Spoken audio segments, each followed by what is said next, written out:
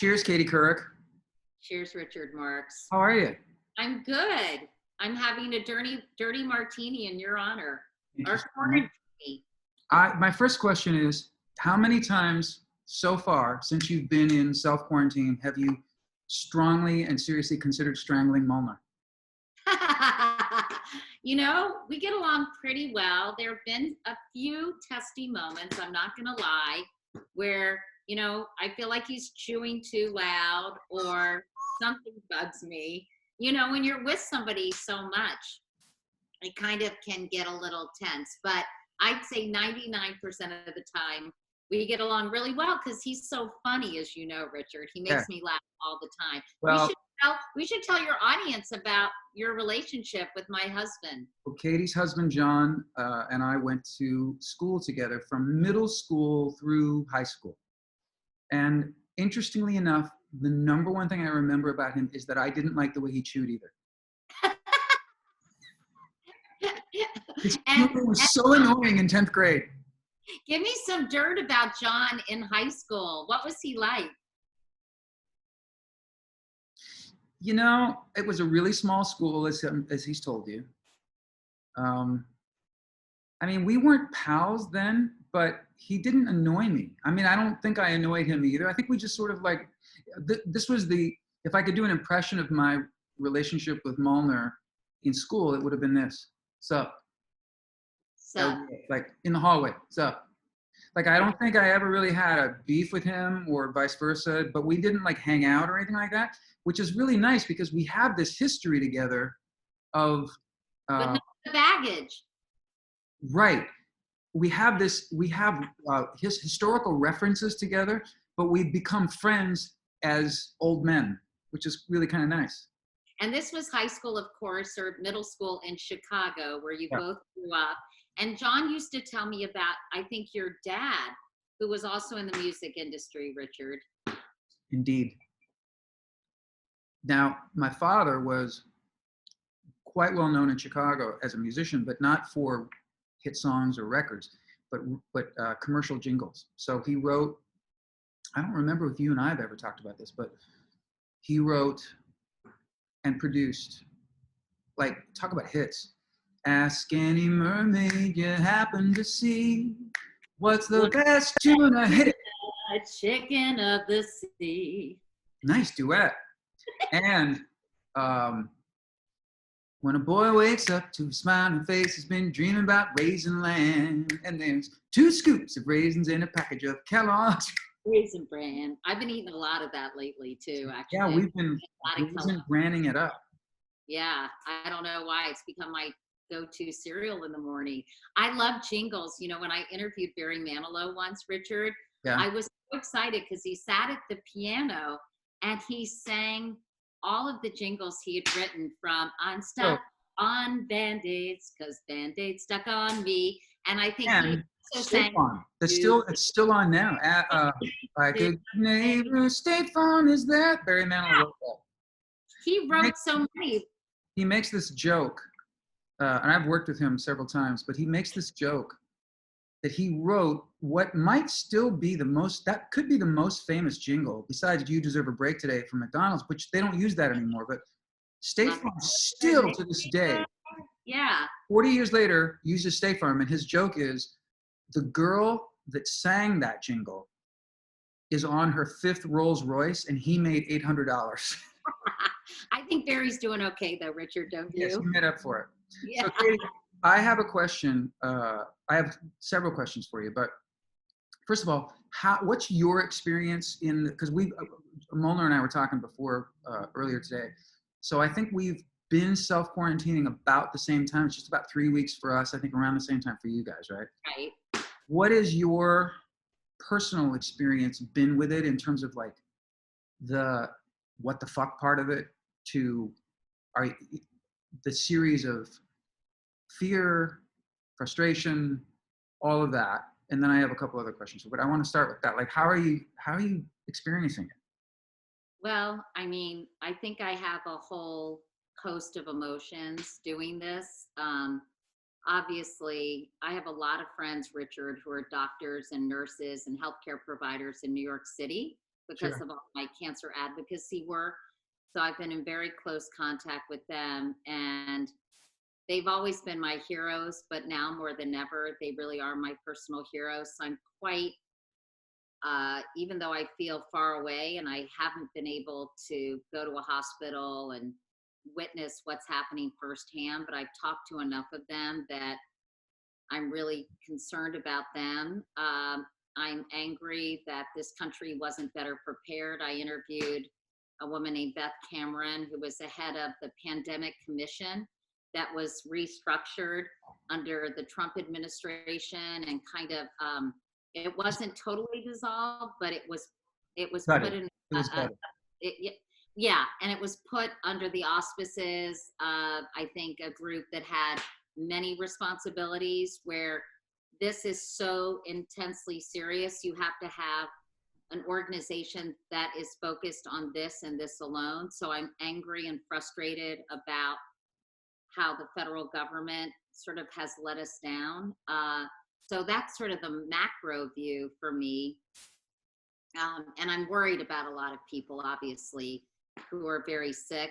I think the narrative that this only affects older people was really misguided. I think part Totally. of it is because scientists didn't truly know very much about this, but I think that narrative precluded a lot of people from social distancing, from not congregating in big crowds. So those are kind of the macro things. For me, I feel extremely fortunate that I'm able to come to a nice house on Long Island, that I was able to get out of the city, which is so densely populated and people live very close to each other, that I'm with people I love, that I'm in constant contact with them.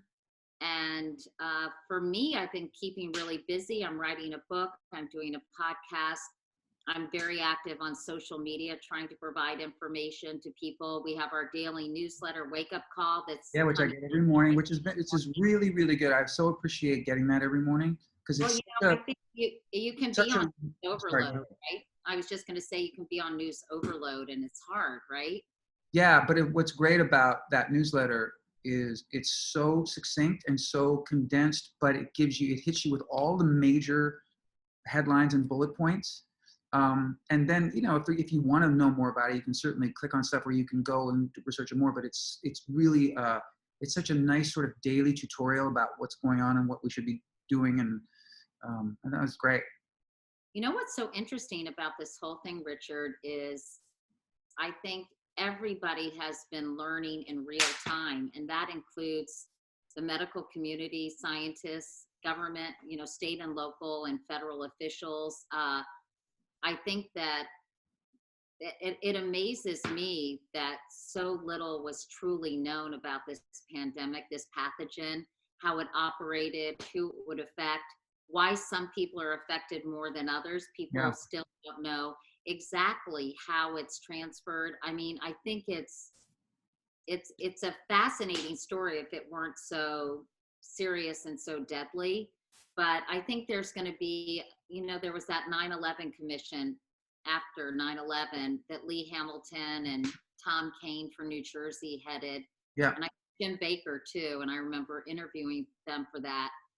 And I really seriously hope that there's going to be a coronavirus or COVID-19 commission to really look at why we were so delayed in our response and why we were so unprepared for this, even when we had an early warning system of sorts from China and then Italy.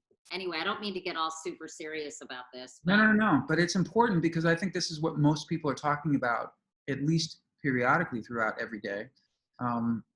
And you just mentioned something when you referenced 9/11, and I was one of the things I wanted to ask you on our chat was knowing that you were on the ground covering 9/11 when it went down. Every time I've thought about it in relationship to this, and this is something that we've never in our lifetime seen. I right. mean, the way we're having to behave, the way we're even just this, that, even what we're doing right now is sort of like, I mean, it's great that we have the technology to keep each other informed and keep in touch with each other and everything. But this looks unlike anything I've ever experienced in my 56 years. But when I think about 9/11 as being maybe the last time that we, in this case, not as just as a nation, but as the world, have been dealing with a crisis. When 9/11 happened, first of all, it happened to us. It happened to America, and it happened that fast. And we knew that there was an entity that was particularly responsible and that it was intentional. Right. And maybe all of those factors supported this narrative that and this ideology that took place in the aftermath, which was that everybody was kinder to each other. Everybody was there for each other.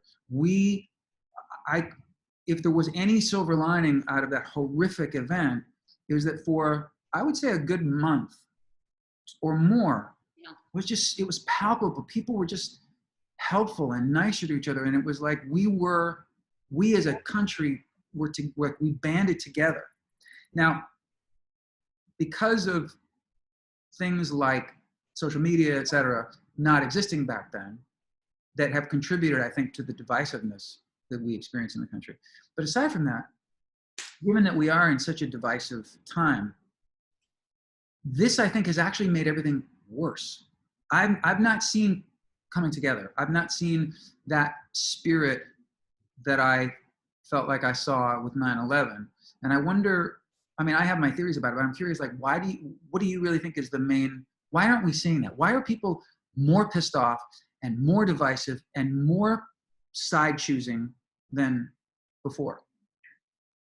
Well, I think we have a bitterly divided country that, as I often say, get affirmation instead of information from their news sources.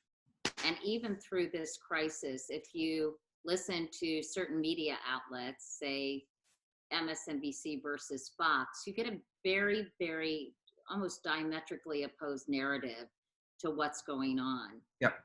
John was telling me he watched Laura Ingraham the other night, and what you're hearing from Fox broadcasters for the most part versus other people who are being highly critical of the administration, it's like a parallel universe. So I think it's because there's so much such a feeling of bitter partisanship when it comes to President Trump, that it has been exacerbated for that reason, and that some people are really, really angry with the response, really angry about what they perceive how cavalier he was initially. Yeah. And how he didn't even know this commission had been disbanded. And I think that it has made people who feel angry about him. And I also think, here's a perfect example, Richard. Last Friday, when he was asked by Peter Alexander, who I used to work with at NBC, Yeah. What do you say to people who are frightened? That was an incredible opportunity. It was like throwing him the most amazing softball to be compassionate and to be strong and to be reassuring and inspiring. And I think that he can't seem to help himself. If you're not praising every action he's made, then he perceives it as an attack. And I think, I have to be honest, I've covered a lot of administrations through my career. Sure. I don't think any administration really truly likes the press, because they're being criticized constantly by the press. That's really what the press, the job of the media is speak truth to power and to hold our elected officials accountable. Now, I don't think Barack Obama loved the press. No. Many times.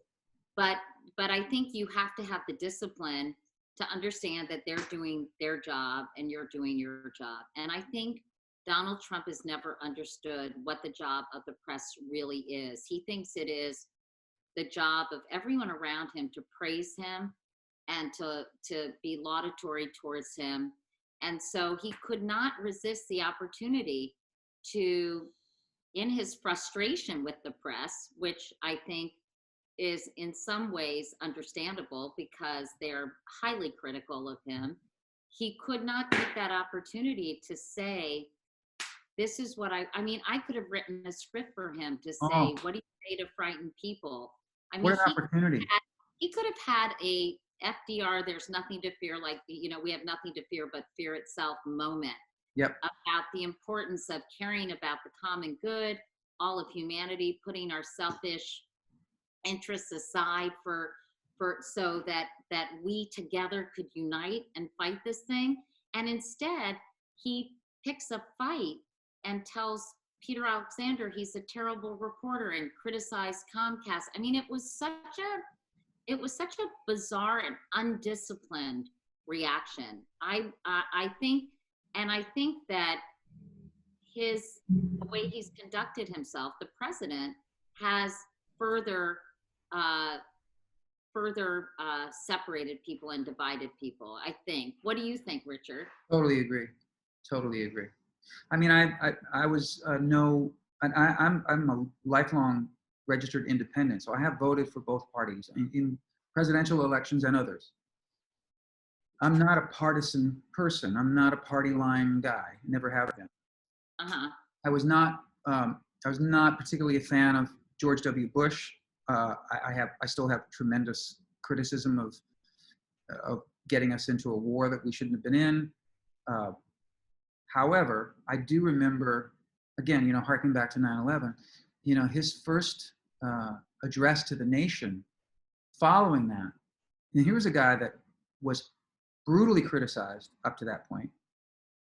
We were pretty divided.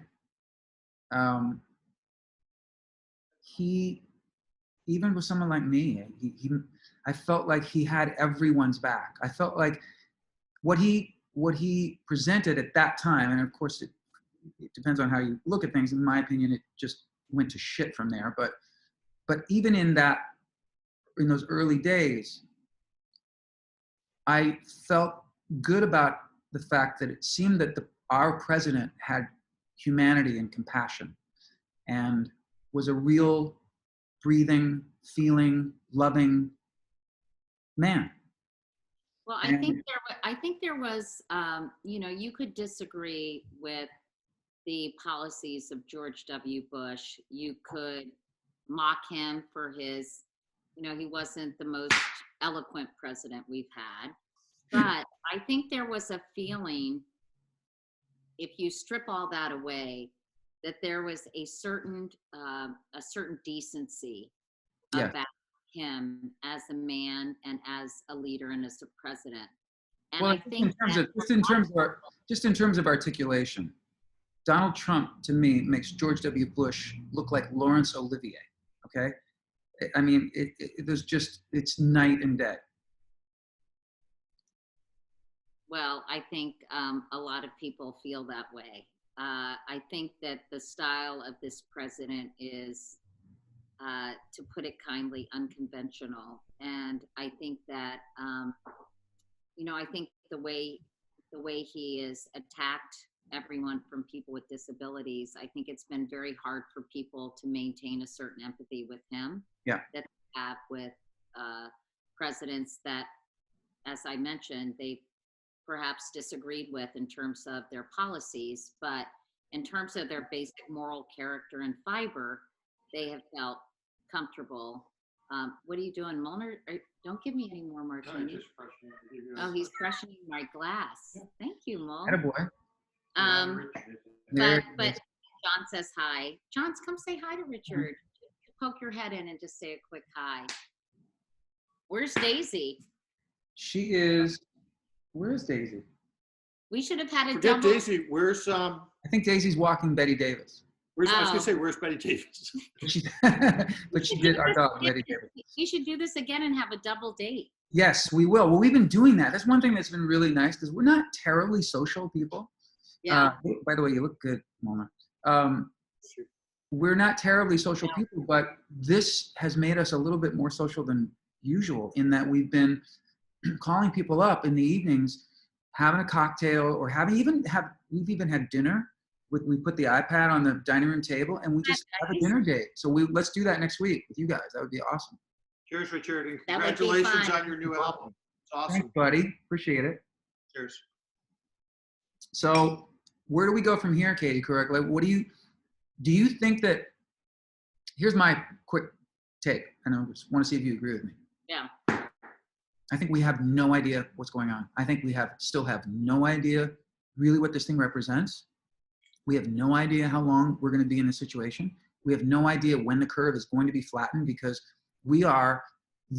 so many people in this country took it so not seriously and were so arrogant about it that you're probably going to have to add weeks, if not months, to our curve. Just a few days ago, because we're in Malibu Pier was packed. This is just a few days ago. Malibu Seafood, which is a restaurant, there was a line out the door of people right up against each other waiting for seafood. Those people alone, just in California, are going to make this thing that much worse. I don't think we have any idea really, the timeline that we're looking at. I love, I just listened to Dr. Fauci. And when Fauci said today or yesterday, the virus will determine, I'm paraphrasing, but the virus will determine the timeline. Yeah. Not us. And I think, I have so much to say about this, Richard. I think that, I think in general, governments are bureaucratic and inefficient by and large. And I think at a time like this, I don't know if you read Michael Lewis's book, The Fifth Risk, No. sort of the unsexy part of government that is really critically important that nobody really talks about and thinks about. And I think the public health and the federal government's coordination with the state apparatus or apparati, is that the plural, needs to be so coordinated. And, there was this drill, I believe back in October, called the Crimson, what was it called? It was the Crimson Contagion or something. Right. Where they showed that we were, and I don't know if you have watched Bill Gates's TED Talk from 2015. Very prescient. Very. And, I think that we both as people and also as institutions have a very difficult time tackling problems that aren't hitting us right in the face. And I think hypothetical situations, theoretical issues, if you talk about something that's going to be a problem down the line, like Social Security solvency, it's very difficult for people to, I think, galvanize and form the political will to address some of these really important issues. And I think this was very much a case in point that somehow there were some early warning signals way before China that this was going to possibly be a problem. But because it wasn't right in front of our noses, we really addressed it. So I think that this has thrown everyone for a loop. I think the scientific community, perhaps because it's been underfunded, antibiotics have really not been funded because they're not a super sexy part of scientific research. And yet so many people are increasingly resistant to antibiotics. Yeah. So I really hope this will be a come to Jesus kind of a let's get real opportunity for us to say, where are the holes? Where are the critically, important holes in our healthcare system, in our sort of funding of scientific research, in our ability to respond to these crises, and hopefully we'll fix them. But it's a very hard lesson to learn. I was talking to a friend of mine today, and I said, do you know anyone who's been affected by this? She said, one of my best friend's moms in England got this virus in church, and she was sick at home for 2 weeks. She went to the hospital in her 70s and she passed away, the doctor said. And I happen to believe, John and I were having this big discussion about this idea that is kind of unspoken in economics, that that there is a price on human lives, that you have to accept it's sort of something, I guess, that Britt Hume said the other night, that a certain loss of life in order to get the economy going. And then, of course, public health people say you can't put a price on human life when you're weighing the economy and people dying. I think there are going to be ethical conversations about this, Richard, for big time. months and years to come. Big time. And that's a question I don't know that we're going to have answered in our lifetime, but some of the other ones that you alluded to hopefully will be sooner than that. And in the meantime, I'm just a little frustrated about the fact that we have a certain number of scientists and people within the medical community who are speaking to us, like Dr. Fauci, he's not some new guy on the block. This guy was a major player in the AIDS crisis, and he is a proven asset to this country when it comes to these kind of things.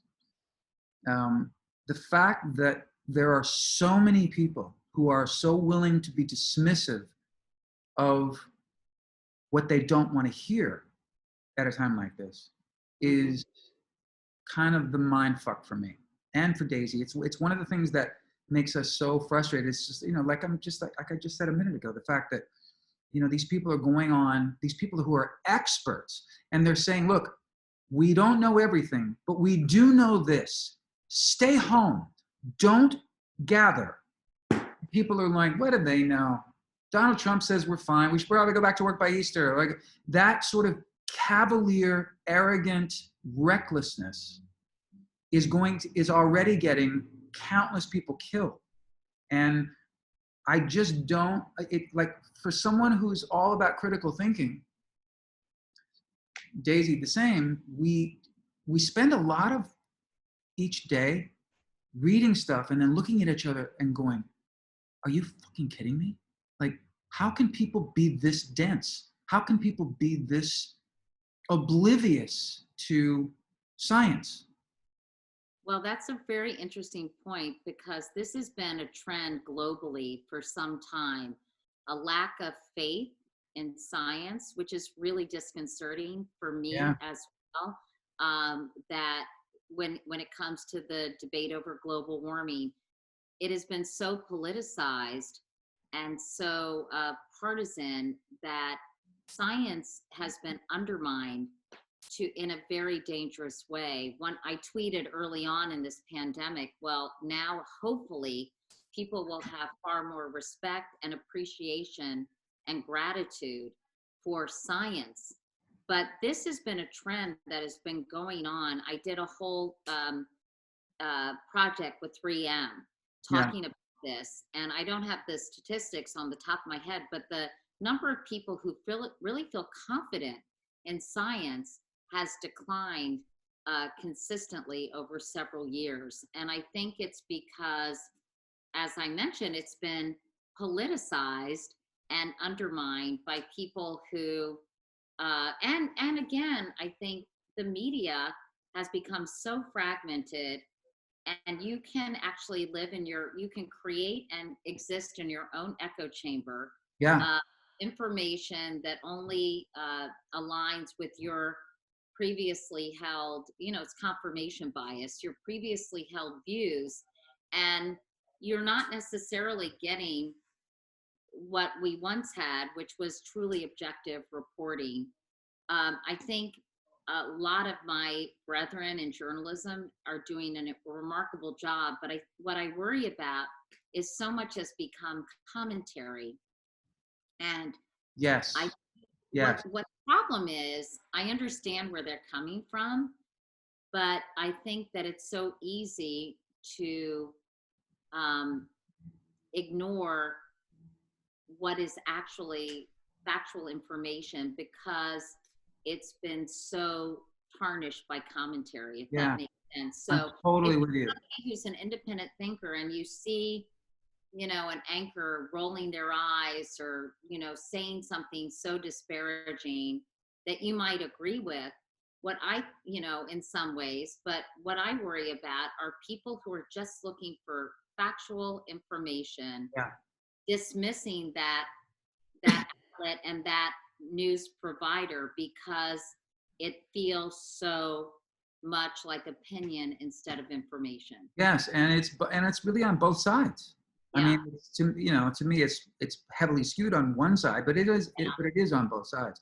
I have Yeah. a friend. You just reminded me of something. I have a friend who I talked to yesterday who has this, and a lot of people are going through this. They have a family member that they adore, but they are so politically at odds. And this friend of mine has a brother who is one of the people that we're talking about, who's just dismissing all the science, who's only listening to what Trump says. And my friend was just kind of venting to me, and I said, maybe one thing to ask him, because the guy was even shitting all over whatever Fauci said, and I said, maybe ask your brother, just take 10 seconds and ask yourself, what is Dr. Fauci's agenda? What does Dr. Fauci stand to gain by telling the truth? What does Donald Trump stand to lose by admitting the truth? Once you start to, like, if you can be capable of critical thinking enough to just, in a sense, follow the money or follow the motive, that's one way to at least start to form an opinion. When you're dealing with somebody like Fauci, who's in this mix, who has no agenda other than to save lives, why would we not listen to him? Well, some people have suggested that these news conferences to remove the partisanship that inevitably happens when we're in an election year and somebody's running for re-election, to remove that component, that these press conferences should be spearheaded by scientists and maybe held at the National Institutes of Health Yeah. instead of White House, where there can be the politics can be removed from the equation. Yeah. Because I think we need an unbiased, medically accurate, scientifically founded source of information for the American people that is not necessarily influenced by anything political. Yeah, I agree. That should be on the list of things that we learn from this. Political considerations, etc. Yeah. And I think that would be a good idea. On the other hand, Fox News says, well, gosh, these reporters are complaining that the president doesn't have enough press conferences. He's having one every day, and now they're complaining. They're rooting against these antiviral drugs that could show promise. I think that President Trump has created so much animosity among people who don't support him because of his honestly, it's because of his style. Yeah. The style of leadership that he's that he is. And I think it's just created a very, very difficult environment for people to hear, believe, and understand the truth. Yeah, I totally agree. But who's going to tell him, hey, I think Anthony Fauci should be in charge of these news conferences, and I think they should be, broadcast from the I think you should step back out of the spotlight for a second. That's never going to happen. No. So what are you doing, Katie Couric, other than tell everybody about your podcast, and then I want to know what else you're doing to fill your time other than not strangling Mulner. I've been really busy, honestly. My days are full. I am working really hard to educate people through my social media channels. I'm very active on Instagram. I try to provide both some positivity and some honesty on Instagram, and through my Twitter. I'm very active. I've really tried not to be, I know you come to it from a very specific point of view, but I've tried to be fairly fair-minded and as nonpartisan as possible in this current climate, because I hope people see me as an honest broker, and I want them to see me as a trusted Yeah. source of information. So I've been doing a lot with that. I have a podcast called Next Question, and we're really focused on coronavirus. As I mentioned, I had Beth Cameron. I had the head of the emergency rooms for NYU Langone Hospital Center that traverse sort of the whole New York metropolitan area. I had somebody on anxiety. I had Peter Attia, who is doing a lot of research on COVID-19. So we're really focused on this right now. Then I have as I mentioned, a daily newsletter. So all those things keep me busy, and I'm doing a couple of maybe 1 or 2 Instagram lives every day where I'm talking to emergency room nurses about what they're doing and what they're seeing. And it's so interesting because social media, as you're doing here, Yeah. is, there used to be, gatekeepers to what you could put out in the public sphere when I first started in television news. And now, people can create platforms, whether, it's to have a dance party like D-Night, or having a conversation with someone like you, Richard, that it's just really opened up. So I'm trying to use whatever reputation I've been able to establish all these years of my career to continue to be someone who I hope people trust and know and feel that we have shared values. And so I've been really busy doing that because I care about what's happening in the world, and Yeah. I care about making it understandable for people.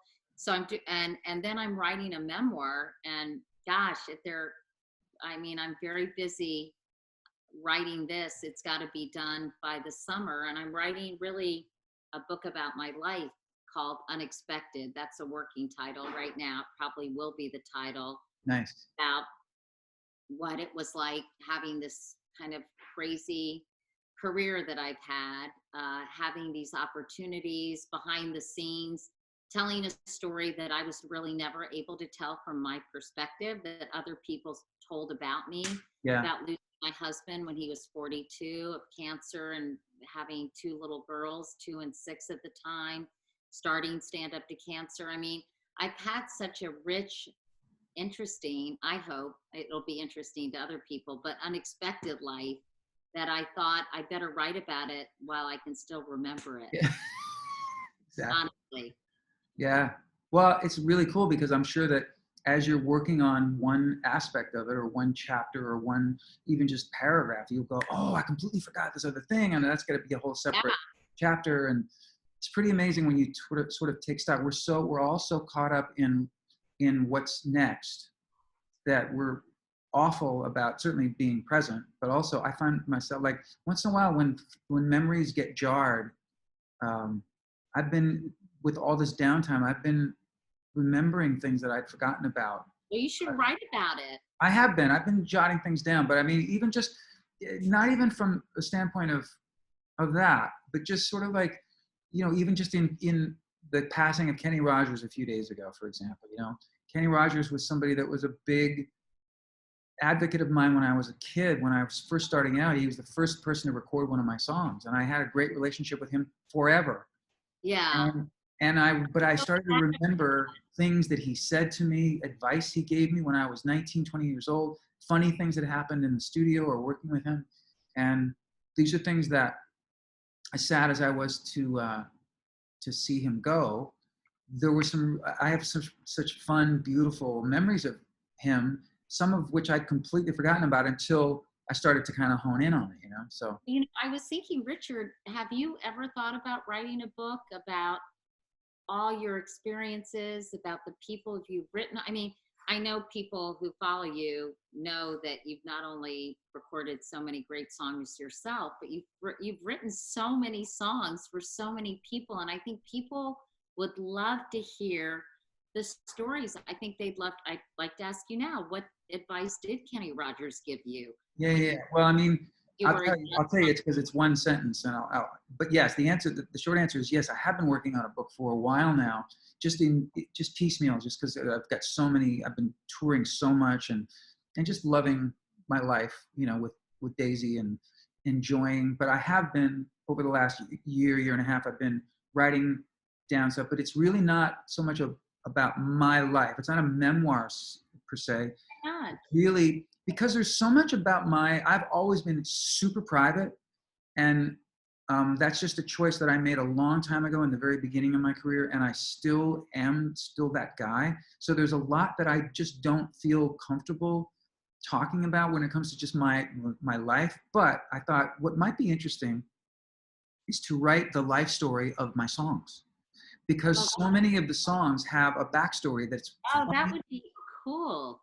so each chapter is a different song, and it's the backstory of those songs. So there is. What songs, if you had to, I'm playing literary agent / editor right now, but what songs do you think you would pick if you, if you had to write a book and you could what could we call it? Well, I think it should be called Richard Marx More Than a Mullet, but I haven't decided on a title yet. I haven't decided on. What'd you say? I'm going to have to You're ixnay nicknamed that as my editor?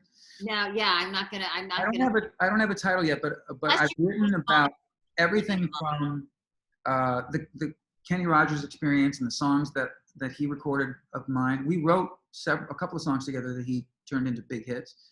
I was thinking about that because I really wanted to do this on the piano because, as you know, I play by ear. So I even practiced, Yeah. I even practiced that the other night because I wanted to play it for you. In the key of C? Yeah, I play. I'm like Irving Berlin, Richard. I play everything in the key of C because I play by ear. I took for 10 years. I think I told you. Yeah. But I really have that weird idiot savant ability to just kind of, unless there are a lot of flats in the song. Right. So I'm happy to report that I could figure out that song because it's pretty easy to play on the piano. But tell me, I think people listening would be so interested in hearing a lot of this. I know, sorry, I can't help but turn into an interview. I was going to say, you just have to take over, don't you? No. But I think you're much more interesting than I am. So tell us some of the songs that you've written for some people, because I think people who know you and love you know your songs. But talk to us about some of the songs you've written for other artists. Well, the Kenny Rogers songs were really the beginning of my songwriting career, my professional songwriting career. And so I don't forget, so that I stick with it, one thing I want to always mention, I always tell the story about Kenny Rogers, and I have been for years, not just in the aftermath of his passing. But we were writing a lyric together. I was 19, 20 years old. But I was still cocky enough that I felt like that I belonged in the room and that I had a voice in what we were doing. Yeah. And he and I were going back and forth, not arguing, but we were kind of disagreeing a little bit about how a certain line of lyric should go. And what we had, I really thought was good. And he kept saying, I don't know about that line. I think we might want to rewrite that. And so finally I said, Kenny, I think it's really good. And he took this pause and he looked at me and he said, and I can't do his voice, but it was like, Richard, sometimes you got to give up good to get great.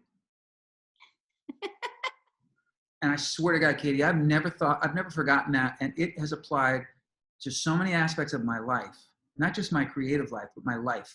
Like, if you're just okay with okay, then you're just average. I don't want to ever be average, and I don't want to do things in an average way. And his whole thing was, dare to be great.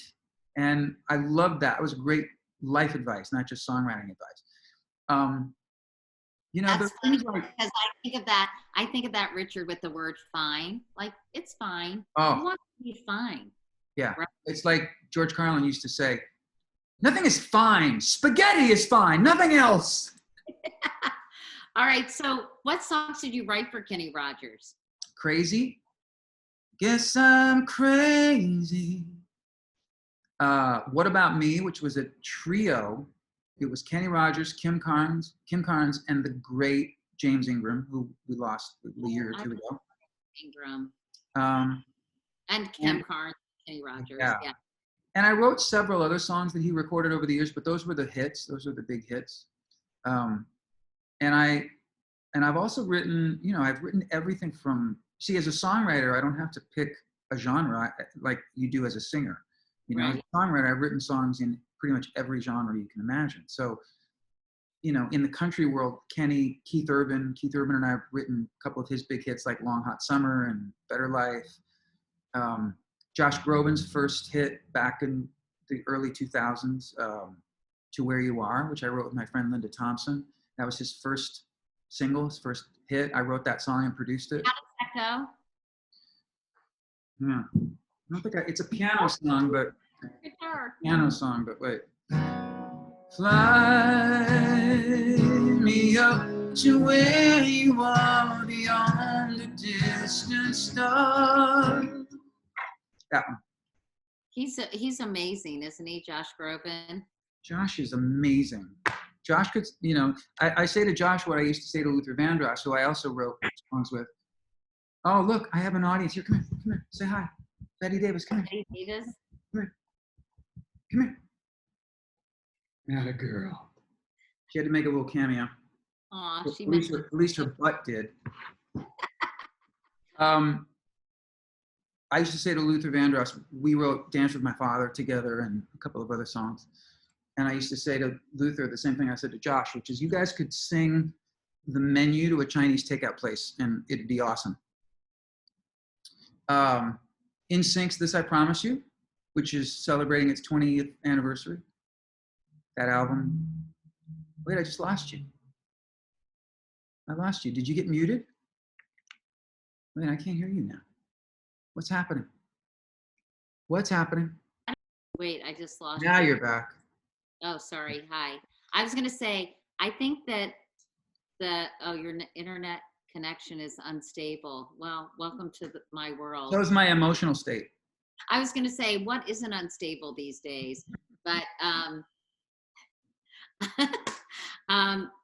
anyway, I just think that the songs and the words are so important too. The voice obviously is key, but if you don't have a beautiful message and a beautiful melody to pair with that voice, I have no idea what I'm talking about. It must be the Dirty Martini speaking, but I feel like making sense to me. You can only do so much, right? Yes, I think we're very, I think the thing to wrap up here that we should wrap up with is kind of what we started with in the beginning, which is that we are so fortunate to be experiencing this particular thing the way we are. I know. Every day, Daisy and I are reaching out to people, but we're just so concerned for people who don't have the circumstances that we have, who are going through this on a level that I can't even comprehend. People who are sick, first of all, but people who are still going to work, people who can't afford to not go to work, people who, if they don't go to work, they're not going to get paid, people who are true heroes, like grocery store employees are, to me, on a level with firemen right now. Like, seriously. And I think you should, I'm sure you've talked to people who follow you, but there's so many ways. I don't know about you, Richard, but one of the most frustrating feelings I've ever had is being powerless. Yeah. Because if you're a can-do type A person, you're used to trying to solve problems. And I think in these circumstances, you feel very powerless. But there's so many ways that you can help. You can help donate to the private sector and grassroots movement who are trying to get our healthcare providers the protective equipment they need. Yep. Their organizations are helping inbound elderly people make sure that they're not forgotten and afraid, and that they're being provided healthy meals, like Meals on Wheels. Jose Andres is doing incredible work, as he always does, in a disaster this magnitude. So I would urge people watching this to really figure out ways if they have the means and they're not. So I did it's funny you say that because I did a live stream for Billboard magazine today, and those of us who were asked to perform from home were asked to choose a nonprofit, and I chose Meals on Wheels, even though right now for the most part, they can't really deliver. They can't hand deliver the way they usually do because of the no contact rule. But this is such an important organization, year round, year in, year out. They've been around for a long time, and they're going to be here when this is over. And they deliver food to seniors who, it's so important what they're doing, and they need help. They need funding. So that was my charity today, my charity of choice.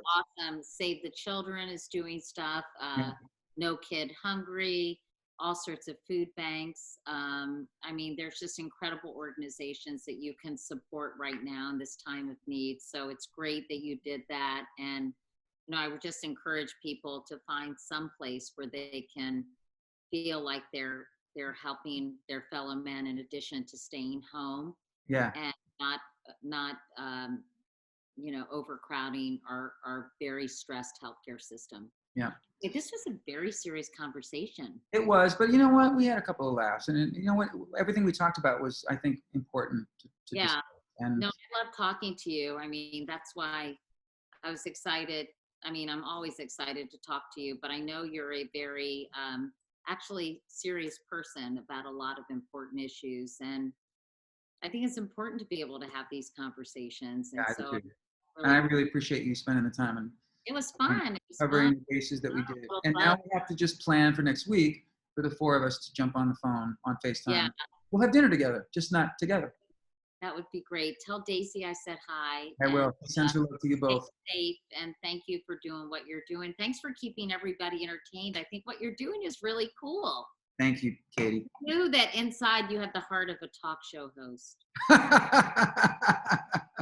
Well, I don't know about that, but coming from you, that's high praise. Yeah. Thank you. You keep doing your thing too, and we'll speak next week. Thanks again, Katie. Bye, you guys. Bye, everyone. Bye.